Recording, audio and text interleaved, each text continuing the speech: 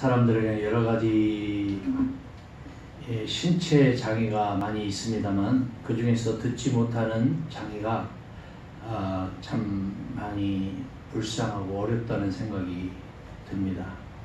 믿음도 우선 들음으로 인해서 받아들이게 되는 겁니다.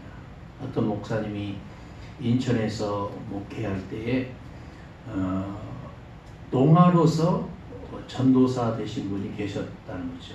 농아로서. 이분이 농아교회를 한번 해보자 이렇게 담임 목사님이 제안해서 좋은 생각이다. 그래서 허락을 하고 적극적으로 후원을 해줬다는 거죠. 잠깐만에 인천에서 50명, 60명의 농아들이 모여서 참으로 전도사님은 헌신적으로 목회를 했다는 거예요.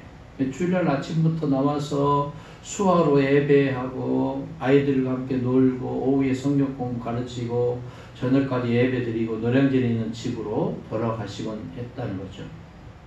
어느 날 집으로 가는 중에 노량진역에서 좀 더 빨리 돌아갈 생각으로 이 정식급 플랫폼으로 내리지 않고 반대쪽으로 내리다가 저쪽에서 부엉하고 큰 소리 내며 달려오는 기차에 치여서 그만 즉사하고 말았다는 거예요. 모든 사람들이 다 들을 수 있는 기차 소리 듣지 못하여 그런 실수를 저지른 겁니다. 듣지 못하는 것도 불쌍한데 또 어때요? 듣지 못한 것이 이유가 되어서 죽었다고 그 어머니가 대성통곡을 했다는 뒷얘기입니다. 사실 영적인 귀가 막히고 영적인 눈이 멀면 여러분 더욱더 불쌍한 사람입니다. 그래서 뭐가 열려야 돼요? 영안이 열려야 돼요. 이걸 영적인 눈이라고 해요. 영적인 눈. 왜냐하면 말씀이 그 속에 거할 수도 없고 증거를 받을 길이 없으니까요. 예수님이 비유하신 돌짝밭과 가시밭, 그것이 바로 이 마음밭을 말씀하고 있습니다. 마음밭이 부드러우면 말씀 듣는 시간이 행복한 시간이고 한 말씀 한 말씀 그대로 다 받아들이지만 가시덤불 밭은 자기가 좋다고 생각하는 것만 받아들이는 거예요. 깨끗하고 단순한 마음이 있어야 하나 하나님 말씀을 바로 받고 바로 증거할 수 있는 줄 믿습니다. 하나님께서 유대 사람에게 가장 중요한 증거는 성경입니다. 너희가 성경에서 영생을 얻는 줄 생각하고 성경을 상고하거니와 이 성경이 누구에 대해서 증언하는 거다고 그랬어요. 오늘 본문에 보니까 39절 보세요. 39절. 이 성경이 누구에 대해서 증언하는 것이다? 내게 대해서. 내가 누구예요? 예수님에 대해서 성경이 증거하고 있는 거다. 있습니까? 그러니까 성경 66권은 요한복음 5장 39절 말씀에 의하면 예수님에 대해서 증거하고 있는 거예요. 예수님에 대해서. 유대인들은 성경을 보고 있지만 이 마음밭이 흐려있기 때문에 보는 것이 소용없었습니다. 죄로 가득하고 자기 교만이나 고집으로 가득 차 있고 거짓 속에 있으면서 성경을 보면 말씀이 들어와야 안 들어와요? 절대 들어오지가 않죠. 유대인들이 성경을 상고하고 있지만 성경 속에 가득한 증거를 보지 못하고 깨닫지 못하니 무슨 소용입니까? 예수님이 말씀하시기를 성경에 대해서 증거하고 있다고 하셨습니다. 성경을 이해하려면 두 가지 여건이 갖춰야 돼요. 첫째는 신앙 고백이 분명해야 됩니다. 어느 목사님이 인도네시아에서 이 부흥회를 인도하시는데 간증 시간에 대학 교수 한 분이 질문을 했다는 거예요. 저는 이 성경을 한만 읽어도 옛날 이야기로밖에 생각되지 않는데 어째서 하나님의 말씀이라고 합니까? 목사님은 대답 대신에 성경은 얼마나 읽었어 하고 물어봤더니 10번 정도 읽었다는 거예요. 몇 번 읽었다고요? 10번 정도. 이때 목사님은 오늘 저녁부터 내가 시키는 대로 성경을 읽을 수 있겠습니까? 이 대학 교수가 네, 하겠습니다. 그럼 성경책 펴기 전에 성경책을 머리 위에다 올려놓고 이 책이 하나님의 말씀인 것을 내가 믿습니다. 이렇게 입을 벌려서 고백한 다음에 이 성경을 통해서 내게 말씀을 주시기 바랍니다. 이렇게 기도하고 그리고 책을 펴서 성경 말씀을 읽어보라고 권면했습니다. 다음날 간증 시간에 그 교수님은 성경책을 머리에 이고 나와서 다음과 같은 간증을 했다는 거예요. 목사님께서 말씀하신 대로 성경책을 머리에 이고 고백하고 기도한 다음 성경을 펴서 읽었더니 역사책이 아니고 정말 달고 오묘한 말씀이어서 밤새도록 잠도 자지 않고 읽었다는 겁니다. 할렐루야. 이것은 꼭 성경책을 읽고 무슨 기도하고 그래서 그 말씀이 역사책이 아니고 하나님의 살아계신 말씀으로 다가온 것이 아니고 마음 자세가 중요하다. 마음 자세, 신앙 고백, 내 신앙이 묻어있는 그 상태에서 하나님 말씀을 읽고 설교를 들을 때에 마음문이 열린다는 거예요. 할렐루야. 이것은 하나님의 말씀임을 내가 믿습니다. 이런 신앙 고백과 함께 이 성경을 통해서 나에게 말씀해 주십시오. 할렐루야. 이 성경 말씀을 통해서 하나님이 나에게 가르쳐 주시고 설교 말씀을 통해서 내가 깨닫게 하옵소서. 할렐루야. 그러면 성경을 누워서 읽거나 뭐 잠옷바람으로 읽거나 그래도 되겠죠. 근데 그건 자세 불량이잖아요. 자세 불량. 예? 여러분 설교하는데 설교 시간에 이렇게 하거나 뭐 다리를 딱 꼬고 뭐 하거나 뒤로 이렇게 자빠져서 누워서 성경 말씀을 듣거나 그러면은 이 자세가 태도가 좋아요, 안 좋아요? 자세 불량이잖아요. 그러면은 옛날 같으면은 학교에서 그렇게 선생님이 저기 하면은 선생님 그냥 놔둬요? 대나무 자가지고 와서 손바닥 내! 손바닥 자나무가 목 빼! 대나무 빼. 심지어는 손 아파! 그래서 여기다 막 야, 국면을 그렇게 당하는 사람 많이 봤어요. 그러니까 우리가 예배를 드리는 이 자세나 성경 말씀을 읽는 자세나 설교를 듣는 자세가 어때야 되냐면은 겸허한 마음으로 받아들일 준비가 되어 있어요. 이건 신앙 고백입니다. 믿습니까? 이 칼바르트 유명한 말이 있어요. 성경 가운데서 하나님의 말씀이 우리를 기다리고 있다. 경건한 마음으로 읽어나갈 때 비로소 귀가 열리고 마음의 눈이 열려서 하나님의 말씀이 우리를 기다리고 있음을 볼 수가 있습니다. 성경 말씀이 이 칼바르트는 그래서 성서의 3중설에 대해서 말하죠. 성서는 육신이 된 예수 그리스도가 하나님의 말씀입니다. 누가 하나님의 말씀이라고요? 육신이 된 예수 그리스도가 하나님의 말씀입니다. 두 번째는 기록된 성경이 하나님의 말씀입니다. 할렐루야. 세 번째가 뭐냐면은 선포된 설교가 하나님의 말씀입니다. 할렐루야. 예? 성경을 이해하기 위한 둘째 여건은 성령이 조명을 해야 돼요. 성령이 조명을 해야 됩니다. 다시 말하면 성령이 빛을 보여주셔야만 성경이 하나님의 말씀으로 나에게 다가온다는 거죠. 예? 성령님이 그 말씀을 조명하고 계셔요. 우리에게 만약 빛이 없다면 아무리 눈을 뜨고 있어도 아무것도 볼 수 없는 것과 마찬가지입니다. 이스라엘 사람들은 성경을 열심히 보았지만 예수님 만나지 못했습니다. 그 이유가 뭡니까? 성경은 기록된 계시의 말씀이에요. 이스라엘 사람들은 이 책을 소중히 여겼고 여기에다 플러스 알파로 전승까지 합쳐서 열심히 읽었지만 예수님 오셨을 때는 막상 예수 메시아이시고 그리스도인 예수를 받아들였어요? 거부했어요? 거부했어요. 얼마나 넌센스예요. 젠장 그들이 그토록 기다렸던 메시아가 그들의 앞에 서 있고 말씀을 선포하고 하나님 나라를 증거하고 있었지만 그들은 회개하지 않고 예수를 죽인 거예요. 얼마나 넌센스입니까? 어떤 사람에게 편지를 했다고 합시다. 그는 이 편지를 귀중하게 여기며 언젠가 한번 만날 기회가 있었으면 하고 기다렸는데 드디어 만났어요.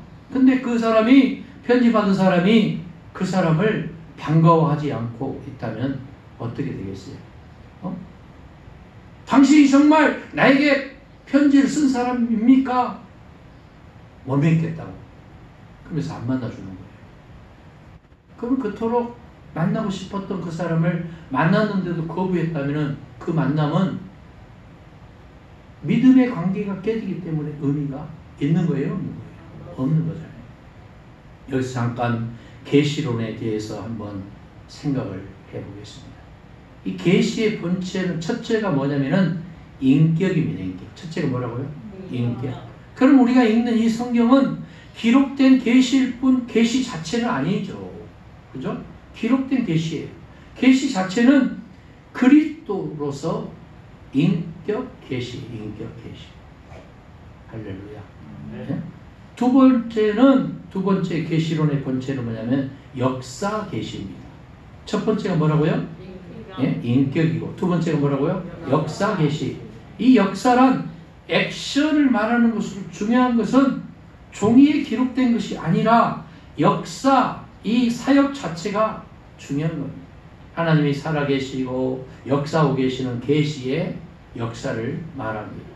예를 들면 이스라엘이 애굽에서 나왔다는 그 사실이 중요한 것이, 나왔다는 사실을 종이에 기록한 것이 중요한 것은 아니다 그 말이에요. 할렐루야. 천지를 창조하셨다는 그 자체가 계시로서 중요한 것으로서 그 사실을 기록한 것이 중요한 것은 아니다 그 말이죠. 다음 세 번째가 계시론에서 세 번째가 역사에 대한 증거로서 성경책입니다. 할렐루야. 첫 번째가 뭐라고요? 인격이고, 두 번째는 역사 계시고, 세 번째는 성경책이란 말이에요. 성경책. 이것은 어디까지나 기록입니다. 기록. 그런데 이 기록만 가지고 중요하게 생각하고 소중한 진리 자체를 애매한다든지 예수 그리스도를 영접하지 않는다면 얼마나 어이없는 일입니까? 본문에서 예수님이 말씀하신 말씀의 뜻도 바로 여기에 있습니다. 너희들이 성경을 상고하거니와 성경이 나에 대해서 증거하고 있는데 어찌하여 나를 모르고 어찌하여 나를 믿지 않느냐? 너희들이 정말 성경을 알았다면 나를 알았고 나를 믿었을 것이라고 무엇인가 잘못된 것을 말씀하고 계시는 겁니다.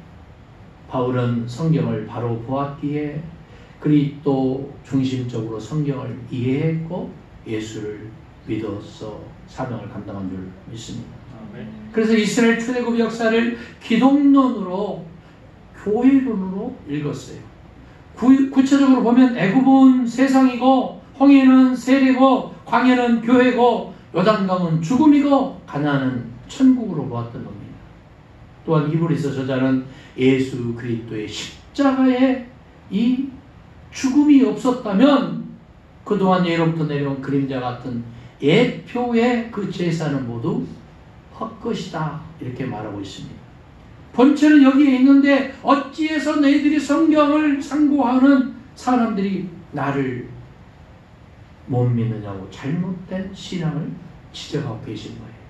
오늘날 우리들도 살아 역사하시는 하나님을 잘 모르고 기록 자체만을 소중히 여기는 잘못을 저지르고 있지는 않는지, 성경을 읽는 목적은 살아계신 하나님과 그리스도의 인격을 내가 만나고 내가 믿고 나도 예수처럼 살라는 거잖아요. 할렐루야.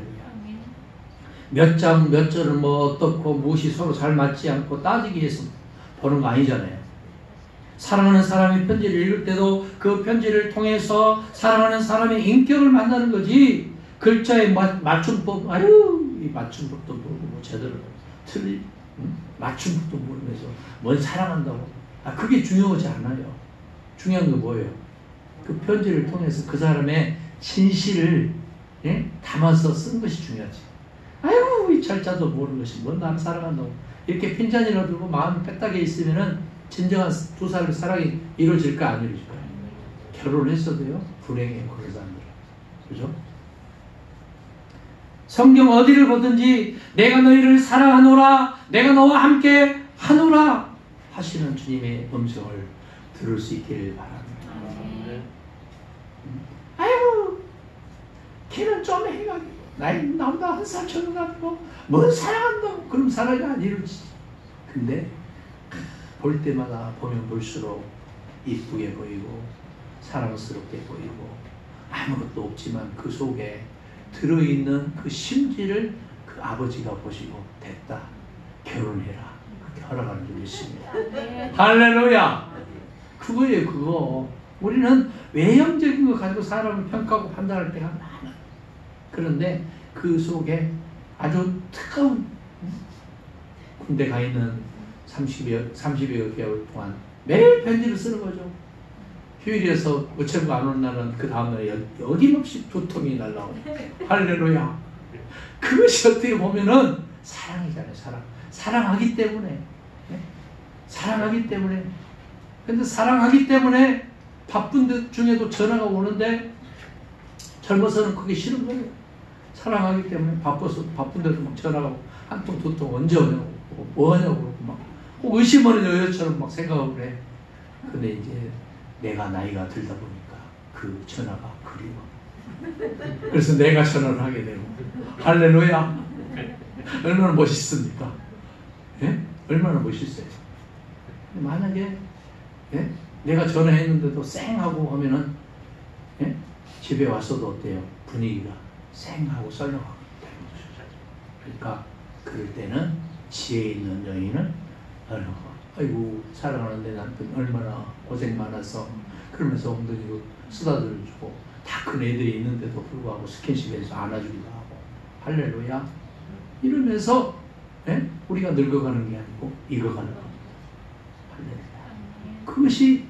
그것이 진정한 사랑이에요. 예수님의 말씀도 마찬가지고 예수님의 욕심도 마찬가지고 설교도 마찬가지. 자꾸 듣고 싶어. 내가 열린 마음 성령의 인도함을 따르는 사람은 정말 그 설교가 그리워지고.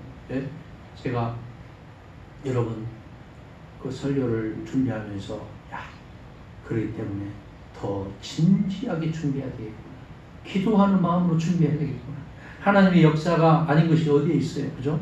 증거는 충분하고도 넘쳐 있잖아요. 문제는 증거받을 자세가 되어 있지 않아서 증거를 들을 귀가 없고 증거를 볼 눈이 없고 증거를 받아들일 마음이 없는 것이 문제라는 거죠.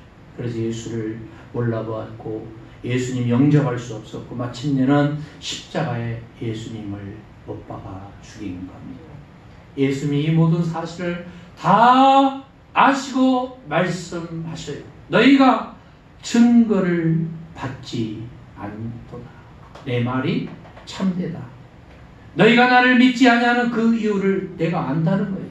그 이유는 다음 장에서 말씀하겠지만 성경 말씀만 소개하면 다만 하나님을 사랑하는 것이 너희 속에 없음을 알았노라. 사랑하지 않음으로 믿지 못한다는 말씀이에요. 사랑하면 믿게 되는 거예요. 지나친 표현입니다만 사랑하면 속을 때 속더라도 믿습니다. 순수한 사람은 말씀이 떨어지면 내 삶이 변화되고 내가 회개하게 돼요. 그러나 때묻고 순수하지 않은 사람은 그 말씀을 읽고 듣는 순간 다른 생각을 하게 됩니다. 이거는 뭐냐? 믿음의 역사가 빈약한 반증입니다. 사랑하는 여러분, 그러므로 의심한다는 것은 사랑이 없다는 표현입니다. 이제 우리는 마음문을 활짝 열고 온 우주에 가득 차 있고 성경 안에 가득 담겨 있는 증거를 겸손한 마음으로 받아들여서 주님의 역사와 주께서 나를 사랑하심을 확실히 믿을 수 있기를 바랍니다. 내가 주님을 사랑합니다. 주의 말씀을 내가 믿습니다. 성령의 역사를 통해서 나를 움직여 주시옵소서. 확실히 믿겠네요. 하나님 은혜를 감사합니다. 저희들 연약하고 부족합니다. 육신이 되신 예수를 믿습니다. 기록된 성경 말씀을 믿습니다. 선포된 성경 말씀을 믿습니다.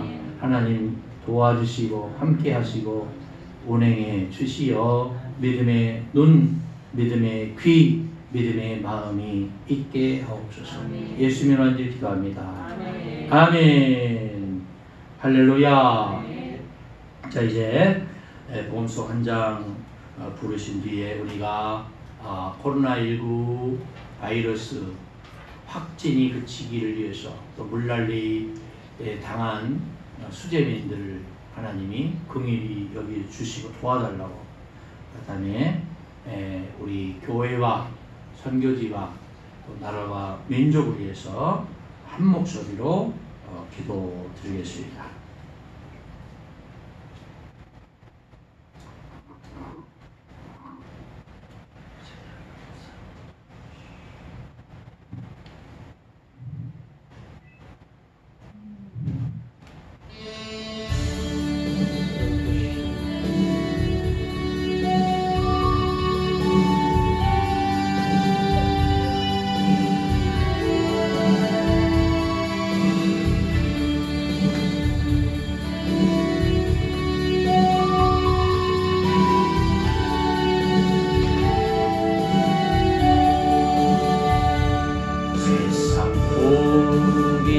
아니란가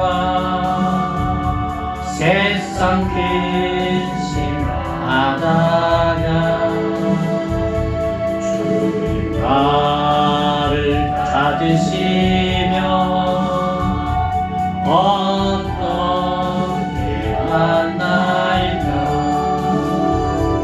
주님 내게 오시면 나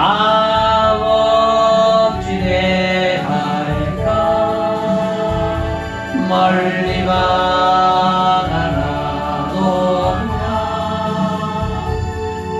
불쌍한 이 죄인 이제 주만 생각하며 세상 근심 버리고 두 손 들고 눈물 주만 따라가오리까. 세상 일에 얽매여서 세상 일만 하다가 주님 나를 부르시면 어떻게 만날까. 주님 내게 오시면 나 어찌 할까. 멀리 바라보나 불쌍한 이 죄인 이제 주만 생각하며 세상 권세 버리고 오직 주만 바라보며 주만 따라가오리다. 지금까지 내가 아닌 주님께서 보시고 말에 나를 보고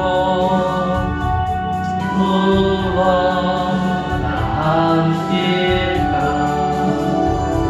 주님 내게 오시면 나 어찌 대할까. 멀리 바라보나